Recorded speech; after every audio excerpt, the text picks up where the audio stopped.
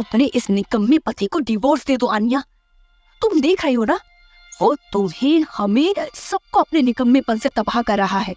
अगर तुमने उसे डिवोर्स देकर दूसरी शादी नहीं की तो तुम्हारे पापा की जान को कोई नहीं बचा पाएगा। दिल्ली में मौजूद मेहरा फैमिली का लग्जरी विला, जिसकी चकाचौंध हर किसी का ध्यान अपनी ओर खींच लेती थी, आज जैसे उसकी दीवारों पर टेंशन का रंग चढ़ गया था। मेहरा फैमिली की सबसे बड़ी बेटी आन्या के ठीक बगल में आयुष दयाल बैठा हुआ था। आयुष की नजर आन्या पर टिकी हुई थी।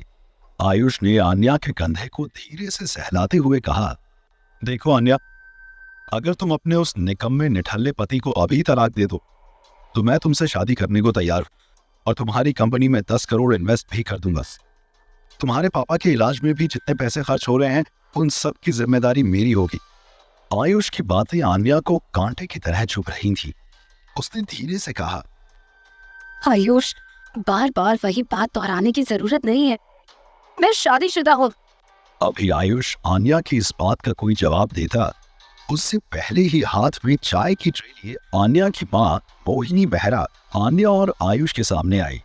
उन्होंने चाय की ट्रे टेबल पर रखी और आन्या को घूरते हुए देखकर कहा, मेरा ग्रुप ऑफ कंपनी की सीईओ तुम ही हो ना आन्या?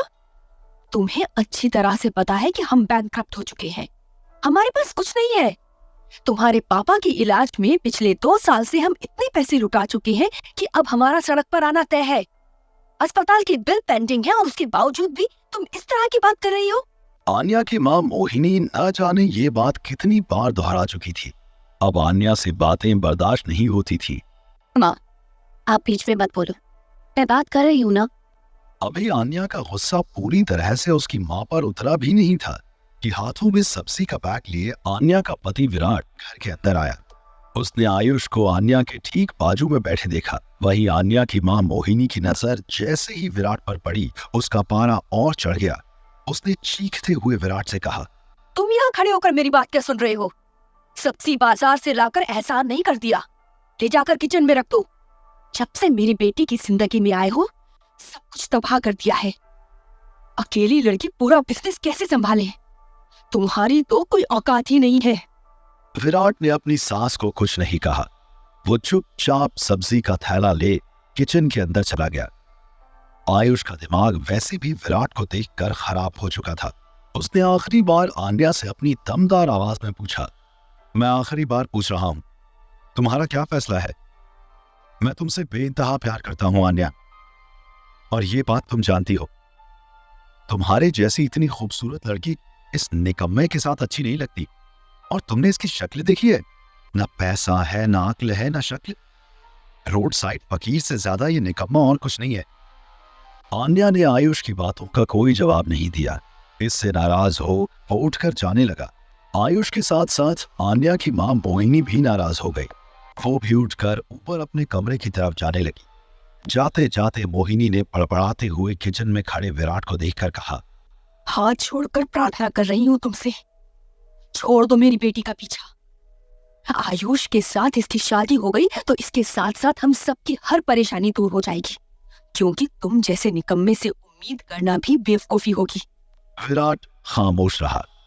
इस बार भी उसने कोई जवाब नहीं दिया। ड्राइंग रूम में लगे मिरर के सामने खड़े होकर विराट अपने आप को देख रहा था।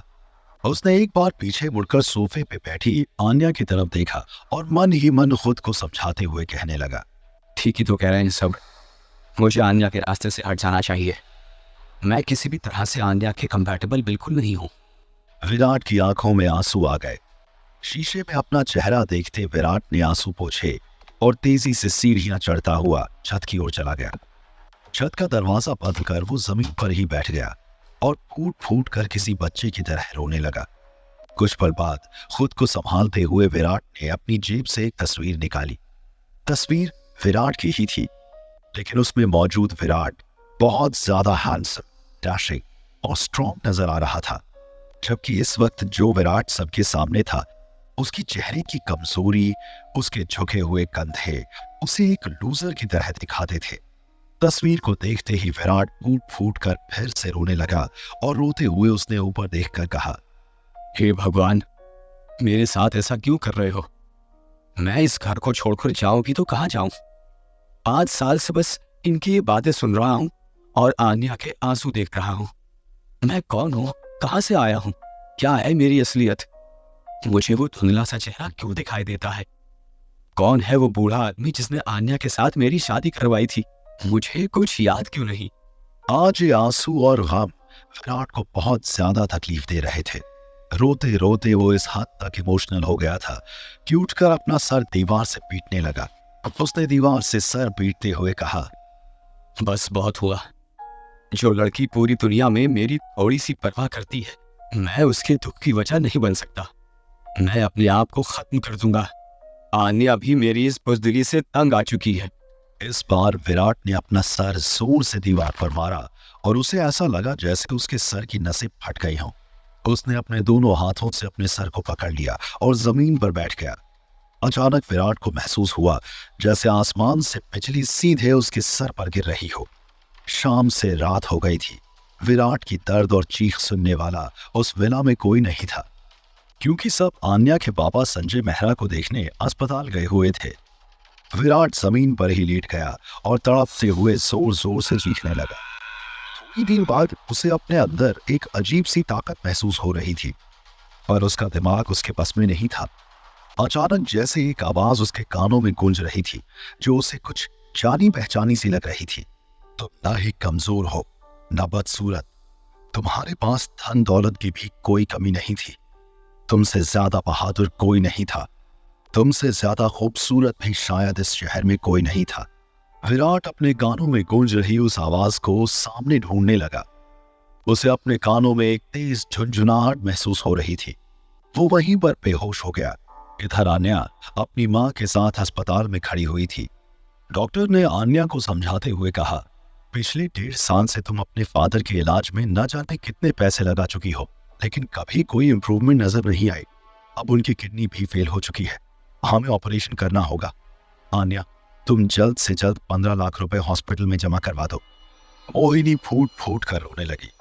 आन्या ने खुद को संभालते हुए आंसू पोंछकर डॉक्टर से कहा, डॉक्टर, आप ऑपरेशन शुरू कर दीजिए। मैं पैसे का इंतजाम जल्द से जल्द कर लूंगी। आन्या, मैं तुम्हारी परेशानी समझता हूँ, पर यह हॉस्पिटल है, यहाँ ऐसे काम नहीं होता। तुम्हें पैसे जमा करने होंगे।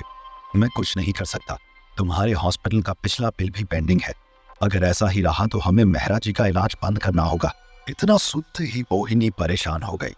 ऐसा कुछ मत करिए, हम पैसे जमा कर देंगे। मोहिनी इतना कहकर तुरंत आन्या की तरफ पलटी। उसने आन्या के दोनों कंधों पर हाथ रख जैसे मदद की गुहार लगाई। अब सिर्फ तुम ही कुछ कर सकती हो। आयुष को फोन करो, उससे कहो कि हमें पैसे की जरूरत है और तुम शादी के लिए तैयार हो, वरना अपने पिता की मौत का कारण तुम बनोगी, सिर्फ तुम। मोहिनी ने आन्या का फोन जबरदस्ती उसके हाथ से लिया और आयुष का नंबर डायल कर आन्या के हाथों में पकड़ा दिया।